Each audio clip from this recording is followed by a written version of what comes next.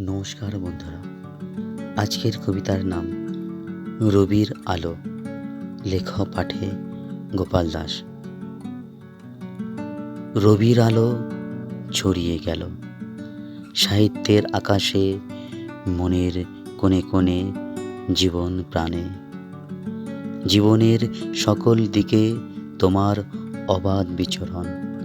সাহিত্য সৃষ্টি শৈশব থেকে বৃদ্ধ আজীবন। রবির আলোয় ভরল জীবন, কাটল সকল অন্ধকার, অজ্ঞতা, হতাশার গভীরে এক বিন্দু আলো।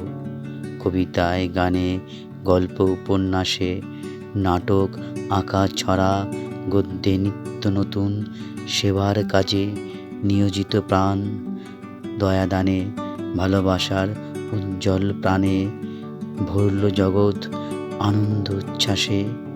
প্রকৃতির ডাকে, জীবন জয়গানে রবির আলো ছড়িয়ে গেল সর্বত্র। প্রকৃতি জগৎ বিশ্বভুবনে, সমাজে, সাহিত্যপ্রেমী প্রতি হৃদয়ে মনে মনে। তুমি ছিলে, আছো, থাকবে আজীবন সাহিত্যের আকাশে, পর্বত চূড়ায়। সাহিত্য প্রেমী সমাজ, জীবন সংগ্রামে। নমস্কার।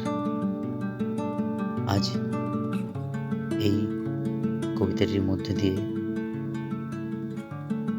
ছোট্ট নিবেদন এবং প্রণাম। নমস্কার।